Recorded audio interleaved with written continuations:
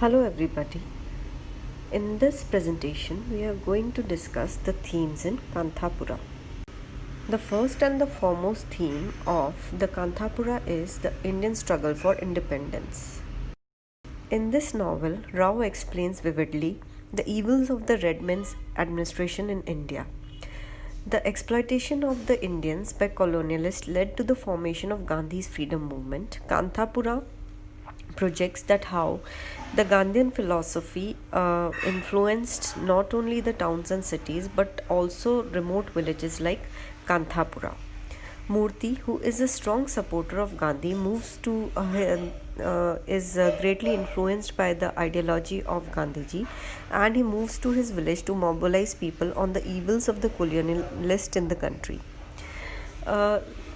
The Murthy forms a congress which later forms a large following of villagers against the British administration.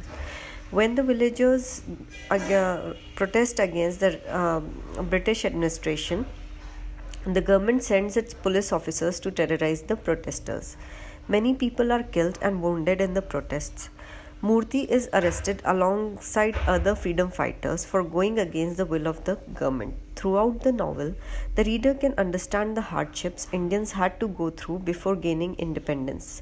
There are tortures, killings, and unlawful arrest. However, at last the villagers and Indians at large emerge victorious when they achieve self-rule. Exploitation is another major theme of the novel, and it pervades the entire book. Exploitation is seen at various levels. First, we see the exploitation of the lower class people by the upper class.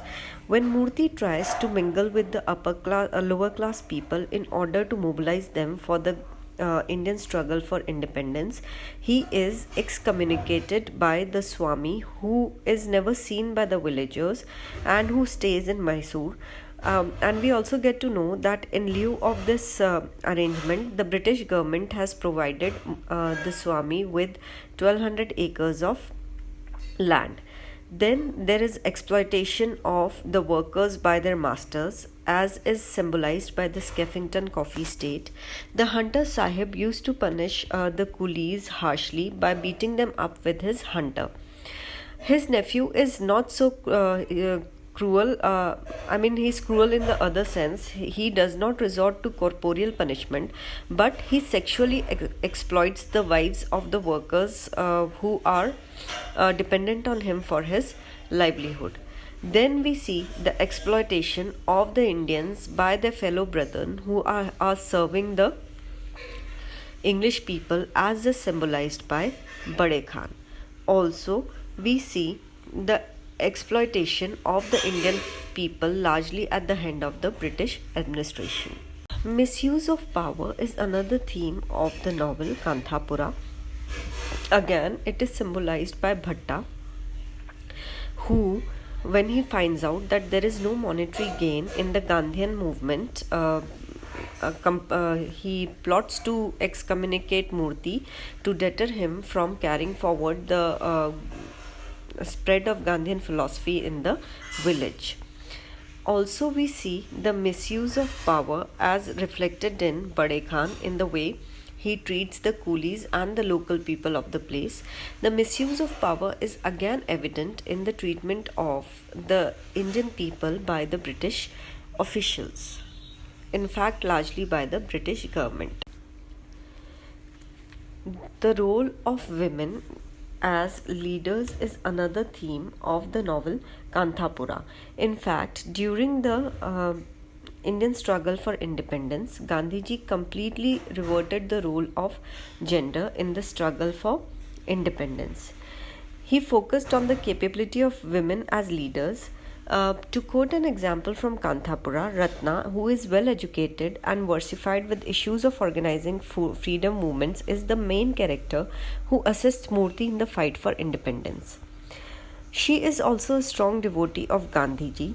And then in addition, we also have the example of Rangamma, who is the main confidant of Murthy and is very, very crucial to the Satyagraha and the independence struggle in Kanthapura. Rangamma also forms a group of female volunteers to help the various activities of Kanthapura, and she is an educated woman who uh, takes it upon herself to educate other females so that they can grow in their life. Education as a powerful tool to overcome exploitation is also one of the major themes of Kanthapura. We see that Murthy takes it upon himself to educate the coolies so that they have a basic understanding of life at large. Also, the people at Kanthapura are portrayed as ignorant, and perhaps taking the advantage of this ignorance of the Indian people, the colonialists are able to rule the Indians. Murthy is an educated youth from the metropolis who understands how the evils of the British administrations can be fought. He educates the villagers on the evils of the colonial rule, moving from one house to the other. He later organizes a congress in the village in which publicity materials from the city are circulated free to the people to educate them on the objectives of the freedom movement and importance of self-rule. Murthy is assisted by a young educated woman by the name of Trina to spearhead the objectives of the movement. Through education, the villagers become aware of the evils of the colonialist and join hands to fight for independence. It is not an easy struggle, but lastly, they manage to withdraw the British rule and walk to self determination.